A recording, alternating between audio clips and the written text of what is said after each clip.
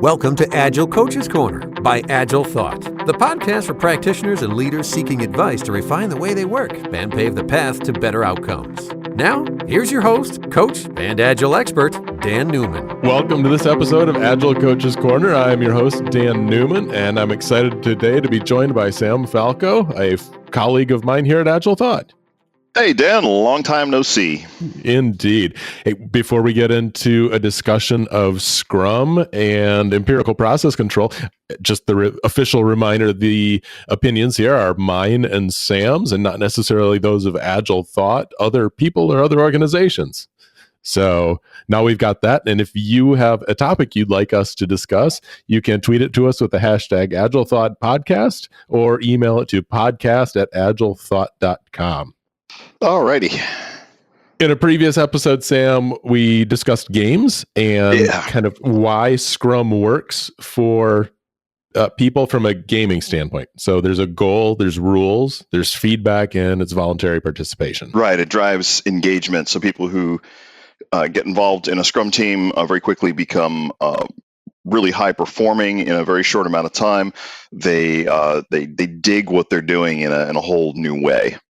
So it's all well and good that we have people digging what they do, but we've got a business to run, and digging work isn't the be all to end all. It's I think it's really important. Yep. But let's talk about something really inspiring, like empirical process control. Oh boy. Well, so that is empiricism is what makes Scrum work from a getting things done standpoint. If the gamification of work is what makes people get excited about it, the fact that we are transparent about what we're doing and inspect and adapt with short feedback loops is why it works.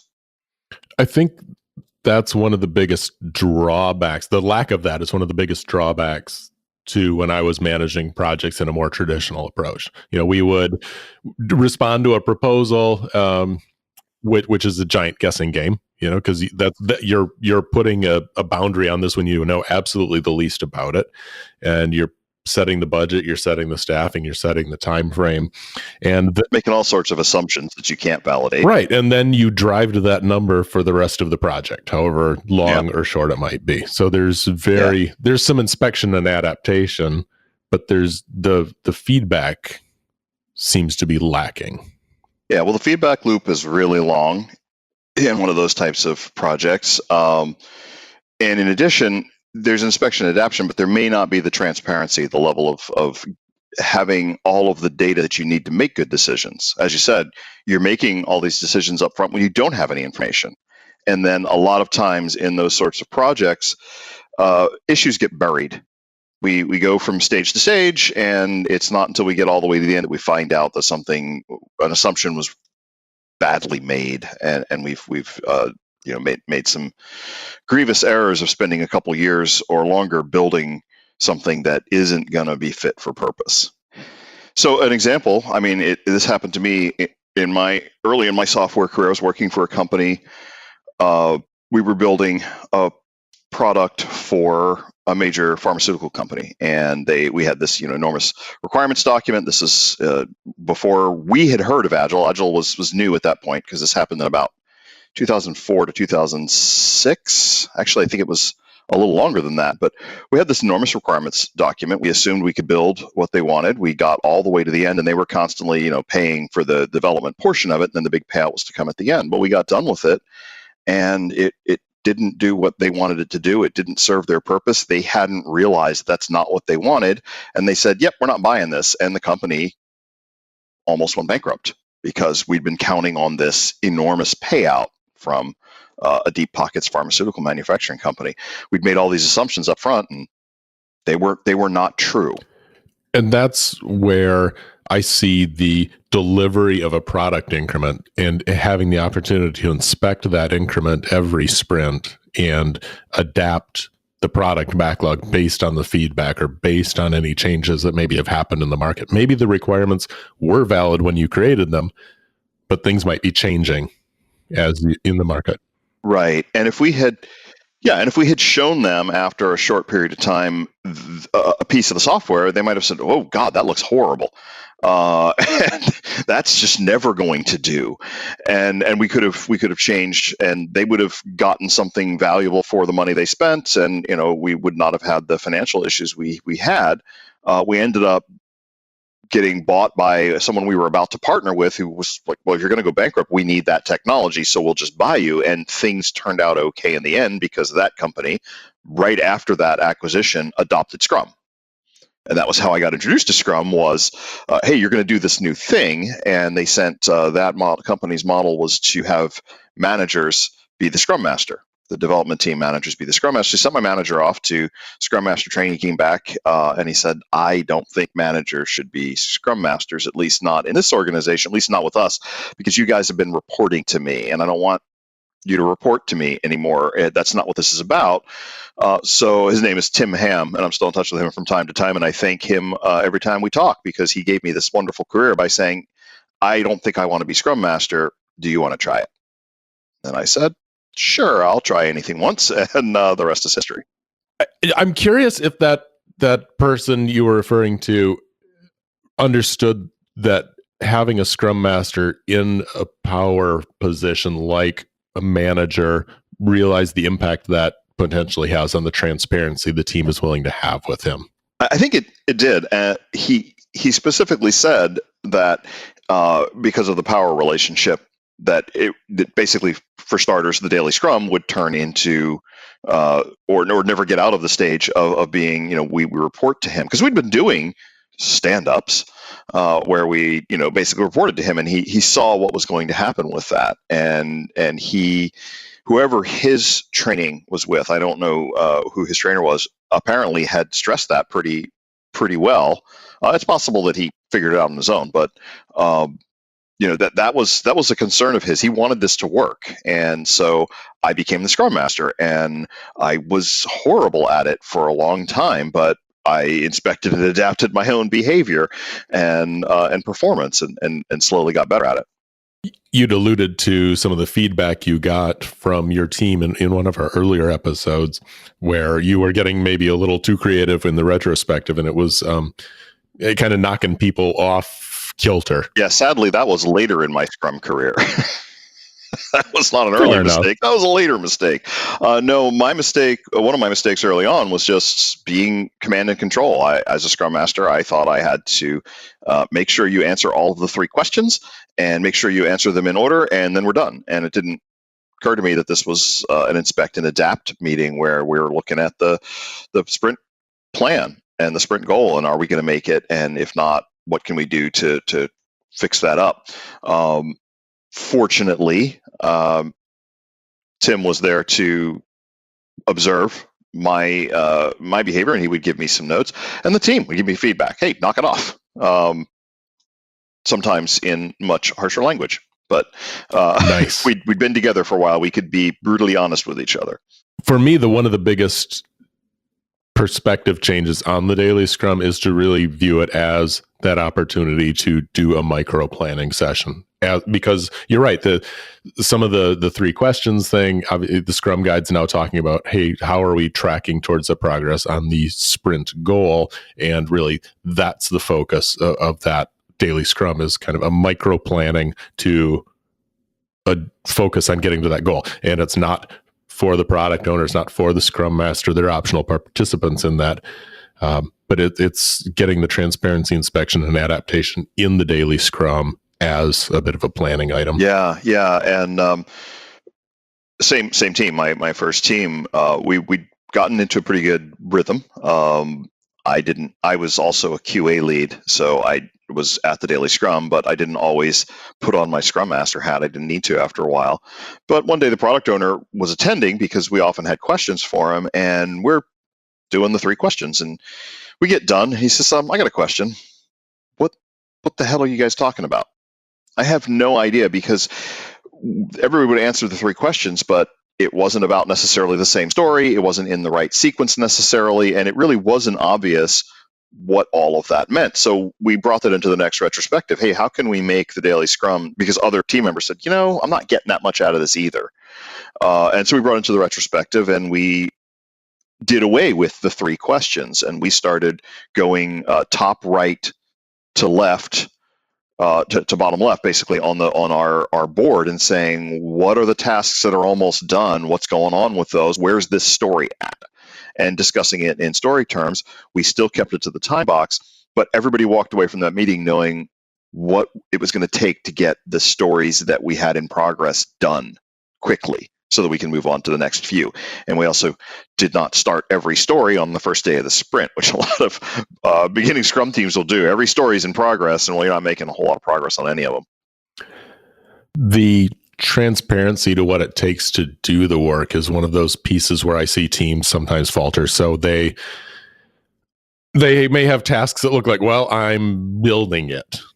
Okay, that's great. Yeah. That's great that you're building it. Could you be more specific about what it is that you're building? What are actually the steps? And then I find as they create more transparency around that, impediments all of a sudden become visible. Oh, well, I'm waiting on so-and-so. Or maybe there's an area that they're struggling with and really could use some help. And so I'm building it, or I'm working on it as a task, is not really creating the transparency that allows for the inspection and the adaptation. Yeah, a lot of teams struggle with that. And I mean, it can be tedious to sit down in your sprint planning meeting and task out the bulk of your stories, or at least the ones you're going to get started on soon. I get it. It's not exactly the most fun thing to do, but it is necessary. And some engineers balk at it because, well, we have to put hours on it, and they feel like they're being measured or judged on that. So if you're fortunate, you can get an agreement with management. Listen, don't look at their hours, or they don't have to put hours on, as long as the tasks are broken down in small enough pieces that you can see movement, or that they can see movement and understand what they're doing. But yeah, it's really important to have, again, that transparency. And transparency doesn't mean we have to know every single thing. Everything isn't knowable, but we need to know enough about what we're doing. We need to know the right information about what we're doing. I want to throw the referee flag just in case Becky listens to this and wants to bust us again. So estimating, so for those who weren't listening to the episode where I tripped over whether velocities in the Scrum guide or not, I got busted by a colleague. So I really appreciate that feedback loop. But estimating in hours is not in the Scrum guide. No, but estimation is. One of the characteristics of a product backlog item, according to the Scrum guide, is an estimate. It is a description, an estimate, order. There's one more. I'm drawing a blank. Becky will fill us in. We love you, Becky. But estimate is one of the characteristics of items in the product backlog. It doesn't say what that estimate means. It doesn't say it has to be a Fibonacci number assigned through planning poker, but there does need to be an estimate, because part of the transparency that Scrum is trying to provide is so that at any point the product owner can give some sort of forecast of when will be done, or when the release will be done, or when we'll be ready to release. And what Scrum is saying is you need some way of making that measurable. Mm-hmm. I was thinking specifically of the tasks, though, not the product backlog item, but down at the task level. Yep. Yeah. So yes, I love sized backlog items of some kind. Forecasting, super valuable. Otherwise, it's hard to inspect and adapt on how you're doing towards some higher level things beyond the sprint.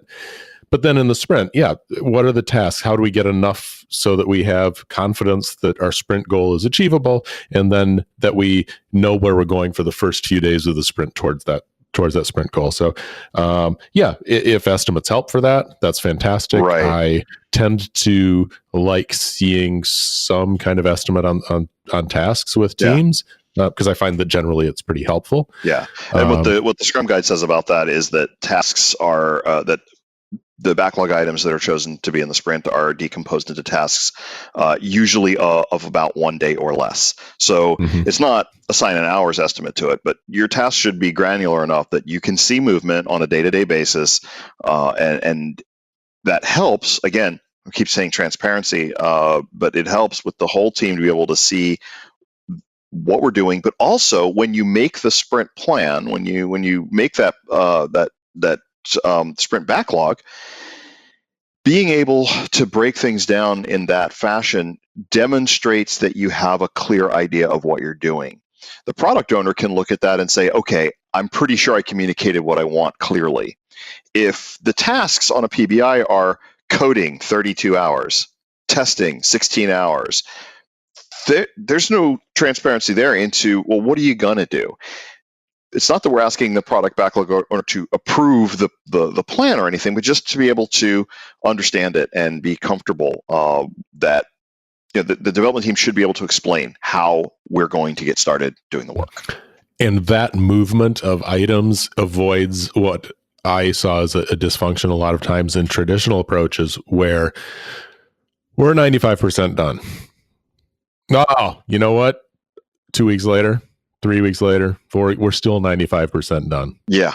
Or we're 95 and a half, Yeah. Nice false precision. Yeah.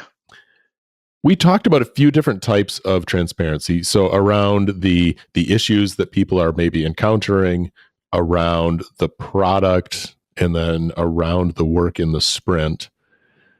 And it gets me thinking of what other types of transparency are helpful. And one for me is where one team maybe has a dependency on another, where sometimes they're hidden, and making those transparent can really help us do more effective planning, more effective collaboration. Yeah, especially in scaling, and it's so critical because the number one problem when you're operating with multiple Scrum teams in the same out of the same backlog on the same product is that they get in each other's way. That there are dependencies that slow them down.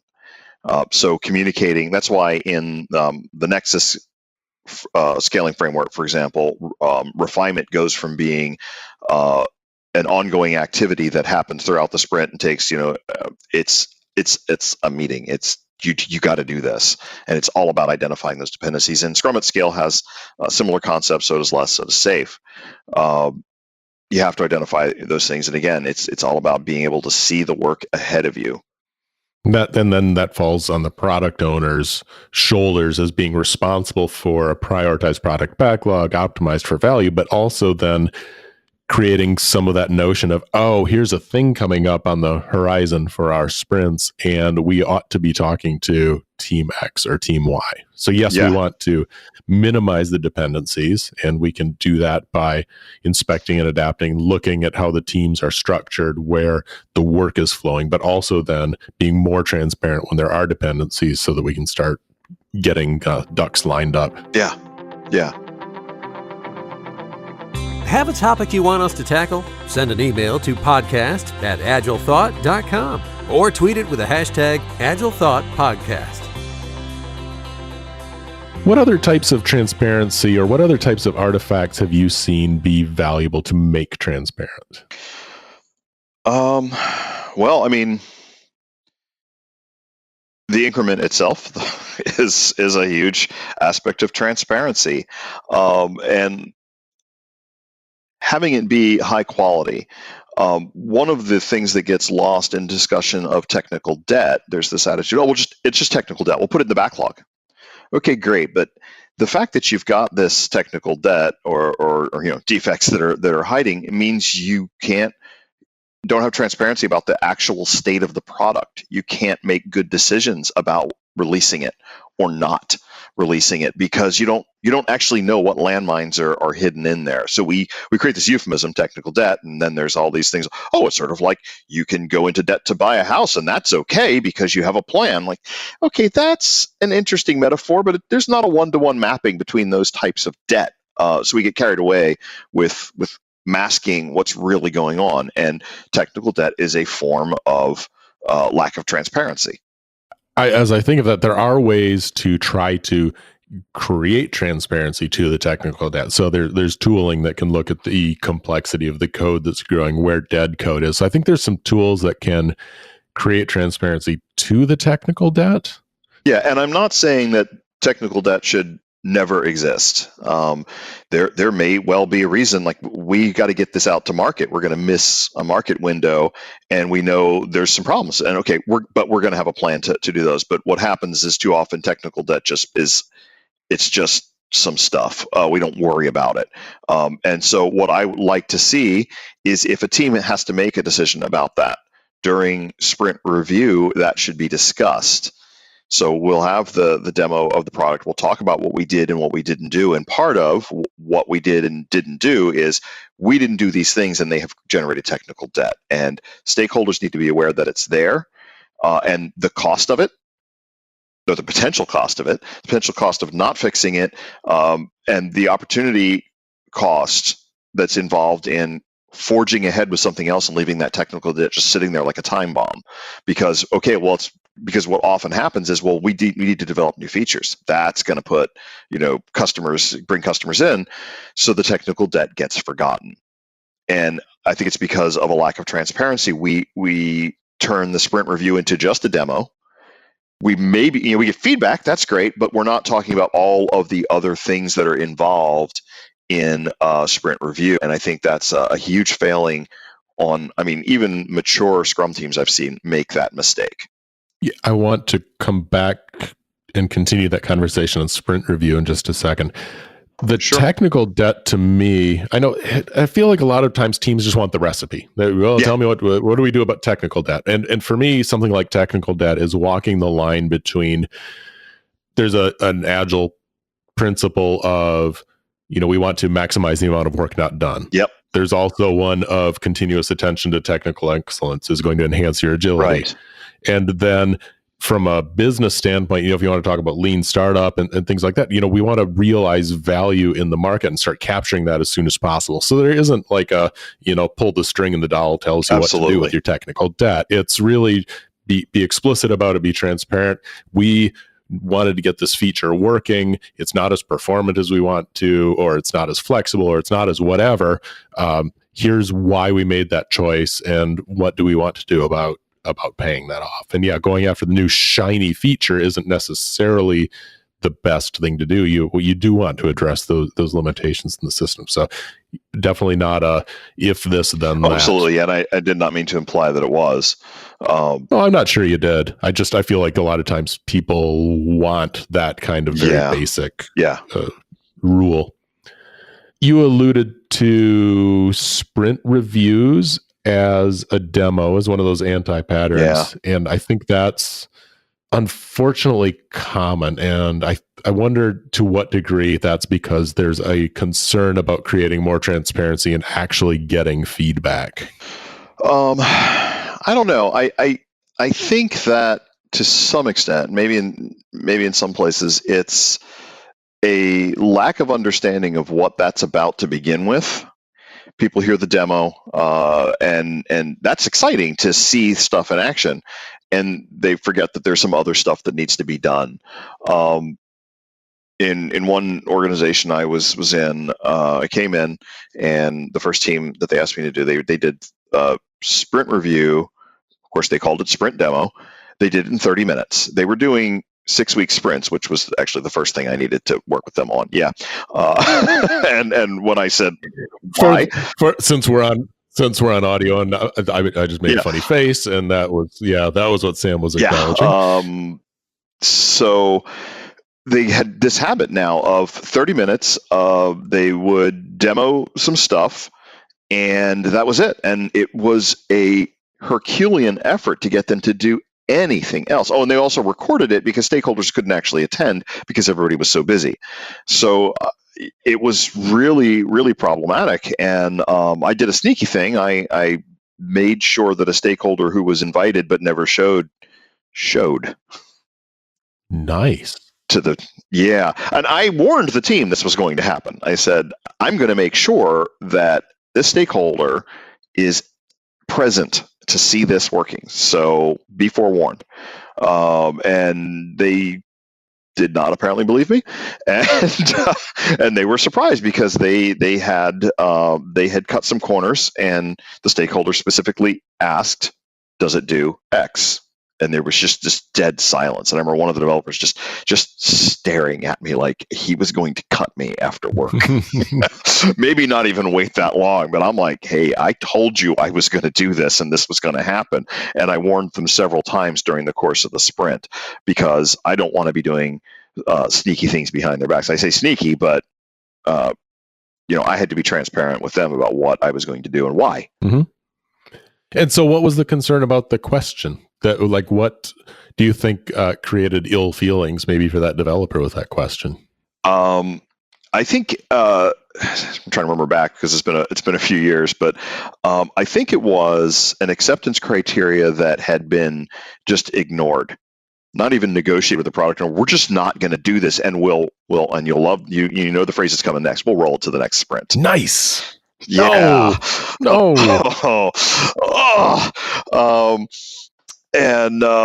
So I think he felt like I had set him up, even though, again, I had warned them this was going to happen. You need to be prepared. And we had talked about if you can't get something done, that your product owner needs to know about it, because the product owner should not be surprised by anything.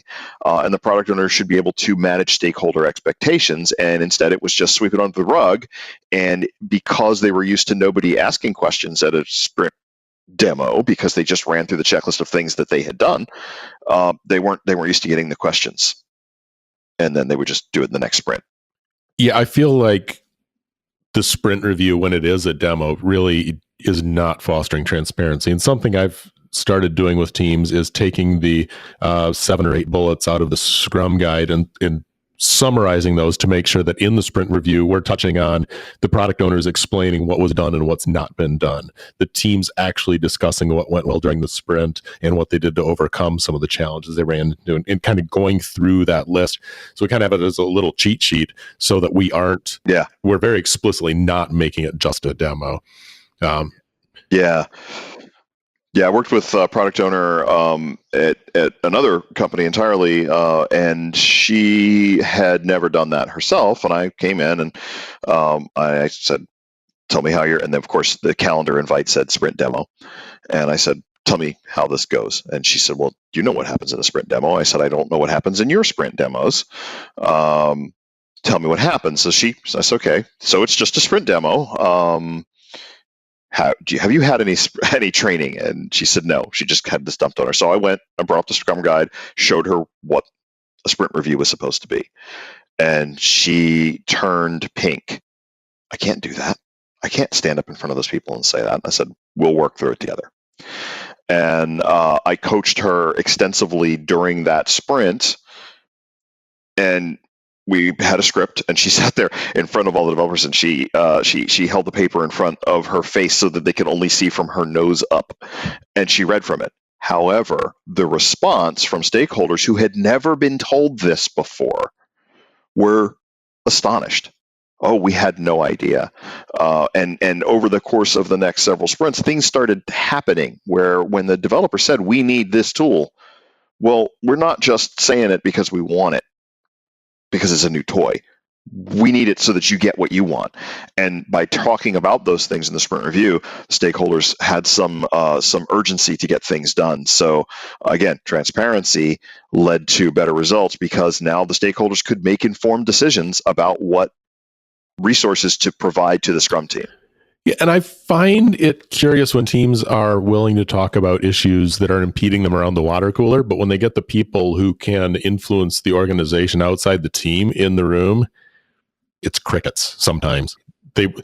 This elephant in the room, all of a sudden nobody wants to talk about it. And I found that when they do talk about it, the stakeholders are usually curious and want maybe some more specifics on it, and are willing to try with the rest of the organization to make that go away. And because they do realize the impact it's having on their overall outcomes. Yeah, absolutely. And I mean, a lot of people have been in environments that are toxic and not safe to say those things, because if you say we're having a problem, it's your fault. And so even in an organization where that's not the case, people have come from an organization where it is, and they are trained to hide that sort of thing.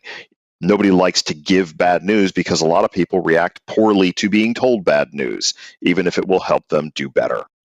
Indeed. So that's one of the things I find us doing as coaches, is working a lot of times with the people who are going to hear that something isn't working well, and getting them to really be curious about that, find out how they can help, as opposed to saying, well, team, you shouldn't be having that issue. Well, they are. That's the reality. So when you hear the bad news, right, here are some helpful ways that you could respond to that and be curious and pull for more information.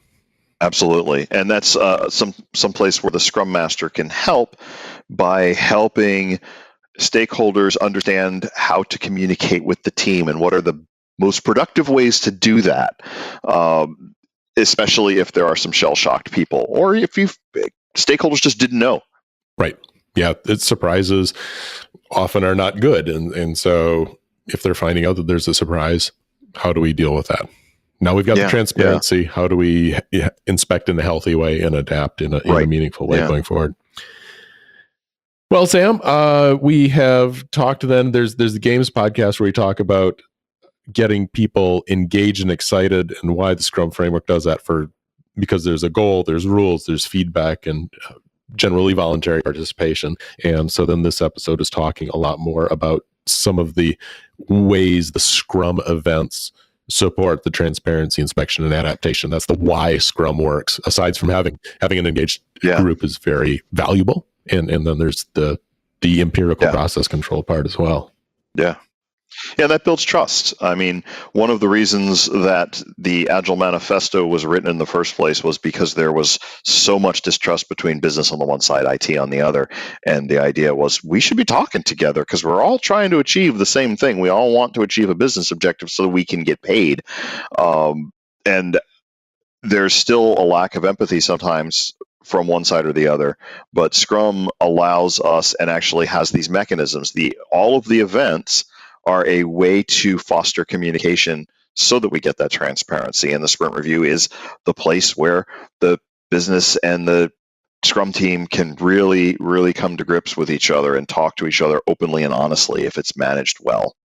Fantastic. We're going to leave it there for the sake of the time box. Okay. I am curious if you've been reading anything that's got you particularly inspired these days. I have. I have been rereading Jeff Patton's User Story Mapping. Story mapping is a skill that I have not gotten to use a lot, but I, in my current coaching engagement, am going to need it, essentially. So I thought I should reread that. That's been my business read, and actually got some new insights into that process. Chapter 5 talks about his exercise where you do what you did this morning to get ready for work. Mm-hmm. And you do a story map. And I'd never actually done the exercise, so I did it. And wow, it opened my eyes to how to explain this to other people. And then the other thing that happened was I write fiction as a hobby, and I'm struggling with the novel I'm working on right now. And all of a sudden it hit me, oh my God, I can do a story map. Ah, brilliant. And there was the hole, and I saw partly way through it. I'm getting there. So it's going to be good for my software development career, and it'll also be good for my writing. So that's my major read right now. How about you? Nice. So you're doing story mapping. Story mapping. Yeah. Okay. I've been buying books but not reading them. So there's a couple. It doesn't work that way. It does. It does work that way. I've achieved my goal of acquiring things. So I have Peopleware because on another episode with Esther Derby, I needed a quote out of the book Peopleware about the managers. A quote out of the book Peopleware about the manager's job being to make it possible for people to work, not to make it. Make them work, but to make it possible for them to work. So that's out of Peopleware. So I got that. And then, I don't know. I think Amazon probably recommended Mythical Man Month. And I mean, I know the principle of it is like one of those classics I haven't read before. I mean, I just read 1984 within the last 24 months. So I figured. For the first time, really? For real. Yeah. That was, my public education. I had public education too, but good Lord. Yeah. I shouldn't judge. It's okay if you judge. It's part of what makes life fun. For those of you listening can't see, but I am pointing. Yes. Well, I think it kind of made a little bit of a resurgence in the last couple of years, and I thought I should actually read that book. That I have no idea. On this episode of Political Agile Coaching, well, so that's and then the book that I actually did read was Lead True by Dr. Jeff Thompson, and we did an episode with him just a few weeks ago, and it's all about leading with values and really sticking to your values. When push is coming to shove, that's when you test your values. It's nice to say them or hang them up on a wall, but when stuff gets real is when you need to decide, are those actually your values or not? And that was a really good podcast. If people listening now have not heard that, go listen to it. It was really valuable. Yeah, CEO Emeritus of Gunderson Health Systems. It's a roughly $1 billion health system in southwest Wisconsin and southeast Minnesota. And it was a fortuitous meeting. We sat next to each other on an airplane. He couldn't watch the movie that he wanted to because Delta had taken it off their rotation. We had a lovely chat instead. Awesome. Yes. With that, then, I want to thank folks for listening. And again, if they have topics they're interested in hearing us discuss, send an email to podcast@agilethought.com. Thank you. Take it easy, Dan. This has been the Agile Coaches Corner podcast, brought to you by AgileThought. Get the show notes and other helpful tips from this episode and other episodes at agilethought.com/podcast.